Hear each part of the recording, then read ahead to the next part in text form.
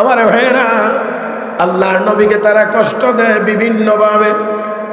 কষ্টের পদ্ধতি অনেক, এমন কোনো পদ্ধতি নাই যেই পদ্ধতিতে তারা আমার নবীকে কষ্ট দেয় নাই। নবীর চলার পথে কাটা, নামাজের সেজদায় গেলে উটের ভুঁড়ি, রাস্তায় বের হইলে পাগল পাগল বলে তারা করা। নাউজুবিল্লাহ, জোরে কর। আমার আপনার নবী কি পাগল ছিলেন? পাগল ছিলেন। আল্লাহ রাব্বুল আলামিন নবীকে সান্ত্বনা দেন, নুন ওয়াল কলমি ওয়া মা ইয়াসতুরুন মা আনতা বিনি'মাতি রাব্বিকা বিমাজনুন ওয়া ইন্না লাকা লাআজরান গায়রা মামনুন ওয়া ইন্না লাকা লাআজরান গায়রা মামনুন ওয়া ইন্নাকা লাআলা খুলুকিন আযীম।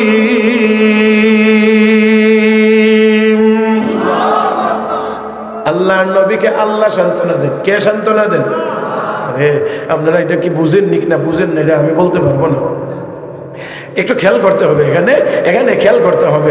আমার ভাইয়েরা লক্ষ্য করে দেখেন, নবী যদি মনে কষ্ট পান, সান্ত্বনাটা যদি আল্লাহ নিজে দেন, আরে বুঝেন না, আপনার মনে একটু ব্যথা, মাদ্রাসার বড় হুজুরে যদি আপনার পিঠে হাত বুলাইয়া একটু সান্ত্বনা দেয়, তাহলে ব্যথার চাইতে সান্ত্বনার পরিমাণটা কম না বেশি? বুঝেননি, এটা বুঝেননি আপনারা কেমনে আমি বুঝাইতে পারি? আমার ভাইয়েরা, এখানে একটু মহব্বতের জগতে প্রবেশ করতে হবে, তাহলে বুঝে আসবে, আর না হয় বুঝে আসবে না। লাইলি ভিক্ষা দেয়, মজনু ভিক্ষার জন্য লাইনে গিয়ে দাঁড়াইছে। লাইলি ভিক্ষা দেয়, মজনু ভিক্ষার জন্য গিয়ে লাইনে দাঁড়াইছে। কেন? গেলে এক নাম্বার হলো লাইলির হাতের দেওয়া কিছু পাবো, আর একটা হলো কাছে থেকে দেখবো। কিছু বুঝে মনে হয় না, কাছে থেকে দেখা আর তার হাতের কিছু পাওয়া, দুইটা কিন্তু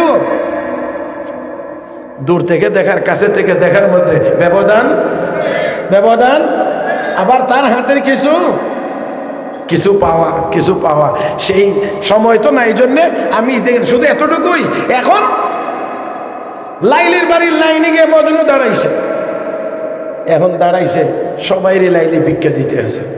এই ভিক্ষার আয়োজন করার পিছনেও লাইলির উদ্দেশ্য ছিল এটাই, যে এই ভিক্ষুকের বাহানা করে মজনু আমার বাড়িতে আসুক। آمنت بالله صدق الله مولانا العظيم وبلغنا رسوله النبي الأمي الكريم ونحن على ذلك لمن الشاهدين والشاكرين والحمد لله رب العالمين। محبت الشتى درود إبراهيم پڑھی، اللهم صل على محمد وعلى آل محمد كما صليت على إبراهيم وعلى آل إبراهيم إنك حميد مجيد। اللهم بارك على محمد وعلى آل محمد كما باركت على إبراهيم وعلى آل إبراهيم إنك حميد مجيد। শেখ আব্দুল হাই দিনারপুরি রহমতুল্লাহ আলাইহি প্রতিষ্ঠিত জামিয়া ইসলামিয়া আরাবিয়া দিনারপুর বালিধারা মাদ্রাসা নবীগঞ্জ হবিগঞ্জের উদ্যোগে আয়োজিত আজকের ৭২তম বার্ষিক ইসলামী মহাসম্মেলনের চলমান অধিবেশনের মুহতারাম সভাপতি দামাত বারাকাতুহুল আলিয়া, উপস্থিত হযরত উলামায়ে কেরাম, সমবেত দিনদার ইমানদার মুসলমান ভাইয়েরা, পর্দার আড়ালে অবস্থানরত শ্রদ্ধেয় সম্মানিত মা ও বোনেরা, রব্বে করিমের দরবারে শুকরিয়া আদায় করছি, যিনি আমাদেরকে অত্যন্ত দয়া করে, মায়া করে, মেহেরবানি করে আজকের এই মুবারক মজলিসে আসার, বসার, কোরআন ও সুন্নাহর কিছু কথা বলার ও শোনার তৌফিক দান করেছেন। মহব্বতের সাথে সবাই বলি আলহামদুলিল্লাহ। যারাই কষ্ট করে বসেছেন সকলের প্রতি আমার বিনীত অনুরোধ, আর একটু মনোযোগী হয়ে সবাই বসবেন। এই মনোযোগী হওয়ার আলামত হলো একটু সোজা হয়ে বসবেন আর আমার দিকে একটু তাকাইবেন। মাগরিবের নামাজের পরেই যদি গুজা হয়ে যান তো বাকি রাত চলবে কেমন করে? একটু দয়া করে একটু সোজা থাকেন, একটু সোজা, আর আমার দিকে দেখবেন বলে আমি আশা করছি আমাকে দেখবেন, মানে আমি কথা বলছি আমার দিক তাকায়া কথাগুলো শুনলে মনোযোগ ঠিক থাকবে ইনশাআল্লাহ। আমি একটা সূরা তিলাওয়াত করেছি, এই সূরার নাম না বললেও আপনারা এই সূরা চিনেন, আমি জিজ্ঞাসা না করলেও আপনারা এই সূরার তেলাওয়াত জানেন, আপনারা এই সূরার তেলাওয়াত করেন। মাঝে মাঝে নামাজে জামাতে শরীক হলে ইমাম সাহেবের কণ্ঠেও মাঝে মাঝে এই সূরার তেলাওয়াত শোনেন। ছোট্ট এক সূরা আমি আপনাদের খেদমতে তেলাওয়াত করেছি, সময় খুব লম্বা না বিদায় আমি আপনাদের সর্বোচ্চ মনোযোগ আকর্ষণ করছি যাতে করে কোনোভাবেই সময় নষ্ট না হয়। আর মাঝে মাঝে দুই একটি কথা বলার যদি দরকার হয় তাহলে আশা করি একটু বড় আওয়াজে আপনারা বলবেন ইনশাআল্লাহ। সবাই বলেন ইনশাআল্লাহ। এখনো সব জবান খুলেন নাই, ইনশাআল্লাহ বলতে কি বাধা আছে? মাশাআল্লাহ। সওয়াবের আওয়াজ যদি, সওয়াবের কথা যদি হয় তাহলে কি আর একটু বড় আওয়াজে বলা যাবে? হ্যাঁ, আওয়াজের মহব্বতের আওয়াজে বলি সুবহানাল্লাহ, আলহামদুলিল্লাহ, লা ইলাহা ইল্লাল্লাহ, আল্লাহু আকবার। আর একটু মহব্বত, আল্লাহু আকবার। মাশাআল্লাহ, কষ্ট দিয়ে লাইছি তাই না? আমার ভাইয়েরা ছোট্ট সূরা তেলাওয়াত করেছি, যদিও সূরাটা অনেক ছোট। পবিত্র কোরআন শরীফের ভিতরে এই সূরার চাইতে আর কোন ছোট সূরা আল্লাহ নাজিল করেন, এত ছোট। কিন্তু এই সূরাটি নাজিল হয়েছে যার ব্যাপারে তিনি গোটা সৃষ্টি জগতের মধ্যে সকলের বড়। আর একটু মহব্বতে কন্ত সুবহানাল্লাহ। যিনি সৃষ্টি জগতের মধ্যে সবার বড়, সবচেয়ে বড়, সবচেয়ে বড়, এমন বড় সত্তা, বড় মহান ব্যক্তিত্বের শানে আল্লাহ রাব্বুল আলামিন এই সূরাটি নাজিল করেছেন। দেখেন, যদি বলি সারা পৃথিবীর সকল শিশু বাচ্চা, তাহলে তিনি সকল শিশুদের মধ্যে শ্রেষ্ঠ। যদি বলি সারা পৃথিবীর কিশোর, তাহলে তিনি সকল কিশোরদের মধ্যে শ্রেষ্ঠ। যদি বলি সারা পৃথিবীর সকল যুবক, তাহলে তিনি সকল যুবকদের মধ্যে শ্রেষ্ঠ। যদি বলি তিনি একজন স্বামী, তাহলে সারা পৃথিবীর সকল স্বামীদের মধ্যে তিনি শ্রেষ্ঠ। যদি বলি পিতা, সারা পৃথিবীর সকল পিতাদের মধ্যে তিনি শ্রেষ্ঠ। যদি বলি তিনি নানা, তাহলে সারা পৃথিবীর নানাদের মধ্যে তিনি শ্রেষ্ঠ। যদি বলি একজন ব্যবসায়ী, তাহলে সারা পৃথিবীর সকল ব্যবসায়ীদের মধ্যে তিনি শ্রেষ্ঠ। যদি বলি একজন রাজনীতিবিদ, তাহলে সারা পৃথিবীর সকল রাজনীতিবিদের মধ্যে তিনি শ্রেষ্ঠ।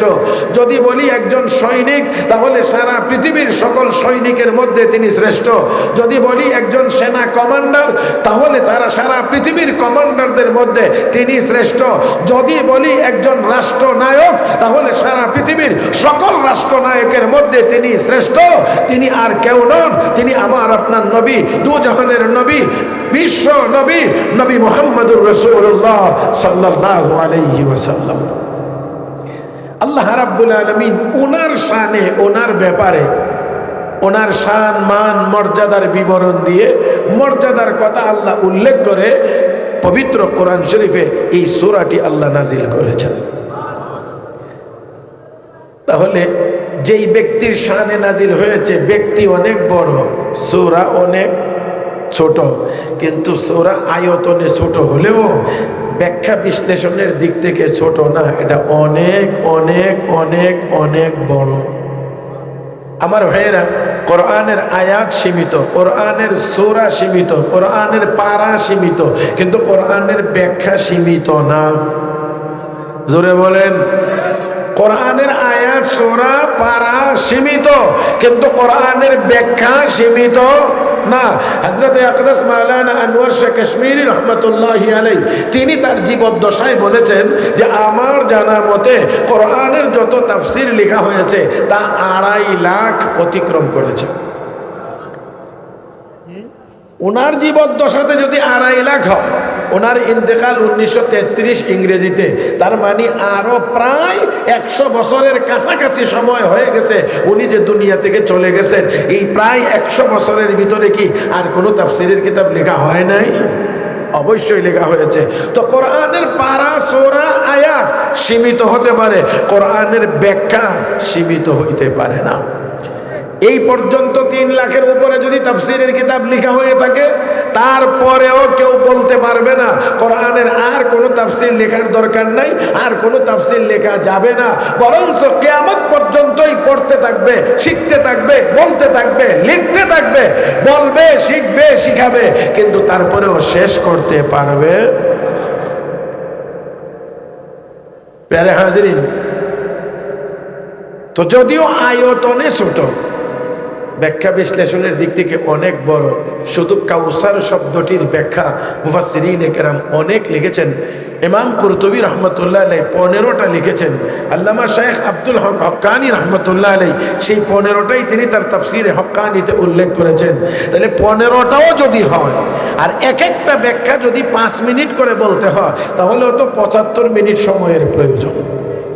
এত সময় তো আমার হাতে নাই, এজন্যে আর সুযোগও মনে হয় নাই, এজন্যে এত লম্বা করে বলার কোনো অবকাশ নাই। তাই আসুন তার আগে আমরা একটু তর্জমাটা শুনি, আর তর্জমার আগে একটু খেয়াল করি এই সূরার ভিতরে 3টি আয়াত আছে, ছোট ছোট 3টি আয়াত।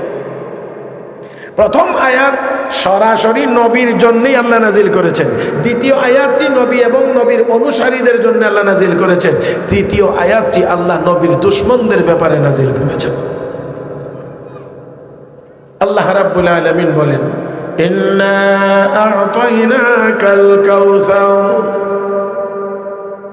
হাবিব নিশ্চয় আমি আল্লাহ আপনাকে কাউসার দান করেছি। কথাটা কখন বলেছেন, কোন প্রেক্ষাপটে বলেছেন লম্বা করা যাবে না, শুধু ছোট্ট করে বলছি। আমার আপনার নবী যখন কালেমার দাওয়াত দেওয়া শুরু করলেন, মক্কার প্রায় সব মানুষ আমার নবীর শত্রু হয়ে গেল। ঠিকঠাকই আপনারা আরো পরে বলবেন না, মনে করছেন যে হুজুর শুরু হয়ে হয়েছে, আরো কত ঠিক বলতে হবে, এই জন্য আপনার সময় বেশি জোরে বলবো না। এরকম যদি হয়ে থাকে তো দয়া করে নিয়তটা একটু পরিবর্তন করেন। নবী যখন কালেমার দাওয়াত দিতে শুরু করলেন, মক্কার প্রায় সব মানুষ ঘরে বাহিরে, আপনজন পরজন, প্রায় সবাই নবীর দুশমনে পরিণত হয়ে গেছে। কি কারণে? কালেমার দাওয়াত দেওয়ার কারণে। নবী কালেমার দাওয়াত দেওয়ার কারণে যদি মানুষ নবীর শত্রু হয়ে গিয়ে থাকে, তাহলে আমরাও কালেমাওয়ালা হওয়ার কারণে আমাদেরও অনেক শত্রু থাকবে। হ্যাঁ, মাশাআল্লাহ, একটু জোরে কোন। আমরাও কালেমাওয়ালা হওয়ার কারণে আমাদেরও অনেক শত্রু থাকবে। হে মুসলমান, তবে কথা হলো হাজারো শত্রু হওয়ার পরেও আমার নবী কালেমার দাওয়াত বন্ধ করেন নাই। হাজারো বাধা বিপত্তির পরেও আমার আপনার নবী কালেমার দাওয়াত বন্ধ করেন নাই। আমরাও বলতে পারি কিয়ামত পর্যন্ত নবীর নায়েব হক্কানি উলামায়ে কেরাম হাজারো বাধা বিপত্তির পরেও হকের কথা বলা তারাও কখনোই বন্ধ করবে না। আল্লাহ বুঝার তৌফিক দান করুন, আল্লাহ আমাদেরকে সেই হিম্মত দান করুন। জোরে বলি আমিন। এই গার গোর গোরানি, এদিক ওদিক তাকানো, এটা যতক্ষণ বন্ধ না হবে ততক্ষণ মাহফিলের পরিবেশ সুন্দর হবে না। আল্লাহর হস্তে বলছি, আল্লাহর হস্তে। তারপরে আর মনে হয় অনুরোধের আর কোনো শব্দ ভাষা আমার জানা নাই। আল্লাহর হস্তে বলছি, ডাইন বাম না তাকায়া সবাই একটু আমার দিকে তাকাবেন, আমার সাথে একটু কথা বলবেন। পারবেন ইনশাআল্লাহ? ইনশাআল্লাহ বলেন। সবাই পারবেন?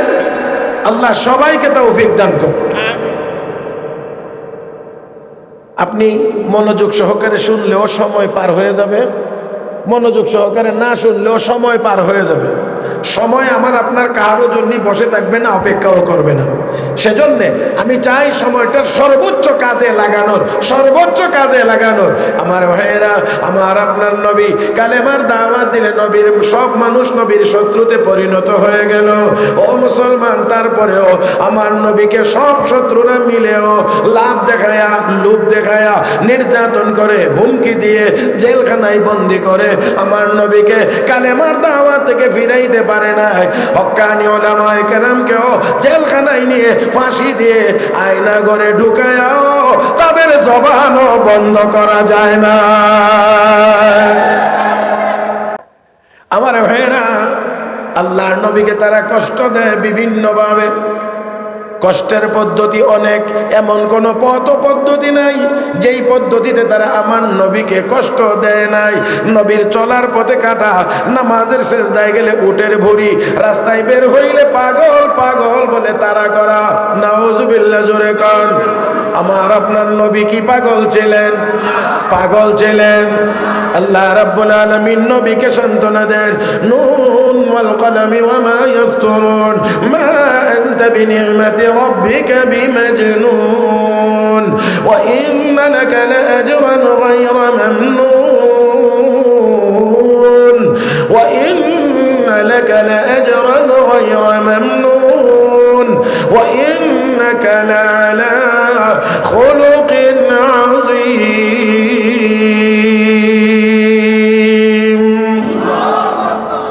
আল্লাহর নবীকে আল্লাহ সান্ত্বনা দেন। কে সান্ত্বনা দেন? আপনারা এটা কি বুঝেন নি না বুঝেন না এটা আমি বলতে পারবো না। একটু খেয়াল করতে হবে, এখানে খেয়াল করতে হবে। আমার ভাইয়েরা, লক্ষ্য করে দেখেন, নবী যদি মনে কষ্ট পান, সান্ত্বনাটা যদি আল্লাহ নিজে দেন, আরে বুঝেন না, আপনার মনে একটু ব্যথা, মাদ্রাসার বড় হুজুরে যদি আপনার পিঠে হাত বুলাইয়া একটু সান্ত্বনা দেয়, তাহলে ব্যথার চাইতে সান্ত্বনার পরিমাণটা কম না বেশি? বুঝেননি, এটা বুঝেননি আপনারা কেমনে আমি বুঝাইতে পারি? আমার ভাইয়েরা, এখানে একটু মহব্বতের জগতে প্রবেশ করতে হবে, তাহলে বুঝে আসবে, আর না হয় বুঝে আসবে না। লাইলি ভিক্ষা দেয়, মজনু ভিক্ষার জন্য লাইনে গিয়ে দাঁড়াইছে। লাইলি ভিক্ষা দেয়, মজনু ভিক্ষার জন্য গিয়ে লাইনে দাঁড়াইছে। কেন? গেলে এক নাম্বার হলো লাইলির হাতের দেওয়া কিছু পাবো, আর একটা হলো কাছে থেকে দেখবো। কিছু বুঝে মনে হয় না, কাছে থেকে দেখা আর তার হাতের কিছু পাওয়া, দুইটা কিন্তু দূর থেকে দেখার কাছে থেকে দেখার মধ্যে ব্যবধান। আবার তার হাতের কিছু পাওয়া সেই সময় তো নাই। জন্যে আমি শুধু এতটুকুই, এখন লাইলির বাড়ির লাইনে গিয়ে মজনু দাঁড়াইছে, সবাইরই লাইলি ভিক্ষা দিতে আছে। এই ভিক্ষার আয়োজন করার পিছনেও লাইলির উদ্দেশ্য ছিল এটাই, যে এই ভিক্ষুকের বাহানা করে মজনু আমার বাড়িতে আসুক। ঠিকটা এখনও যদি ঠিক কোন আসতে তো ঠিক, আর কবে বলবেন আমি জানি না। এই পাগলামির কারণে লাইলির অভিভাবক, গার্জিয়ান যারা মা বাবা, তারা আটকাইছে। কারণ মেয়ে তো এটার এই জন্য আটকায় রাখছে, বাইরে টাইরে যাইতে পারবে না। আর মজনু তো ছেলে মানুষ, এটা আটকায় রাখা যায় না। এখন উল্টা হয়ে গেছে, এখন অনেক পুরুষেরা এমন আছে এটি ঘরে আমনে আটকা পড়ে রয়েছে, আর লেডিসরে বাইরে বাইর করে দিছে। মাফ করে দিয়েন, আপনাদের এলাকায় হয়তো এরকম নাই। আমাদের আঞ্চলিক ব্রাহ্মণবাড়িয়ার আঞ্চলিক ভাষায় কুইরা বুঝেননি কি? যেটা শক্তি বেশি, হ্যাঁ, কুরিয়া দুর্বল, কাজ করতে জানে না। ওই কুরিয়া, তুই যদি তোর বউরে ঘরে রাখিয়া বাজার করে খাওয়াইতে না পারোস, তোর মতো কুরিয়ারে বিয়ে করতে গেছিল লোকে।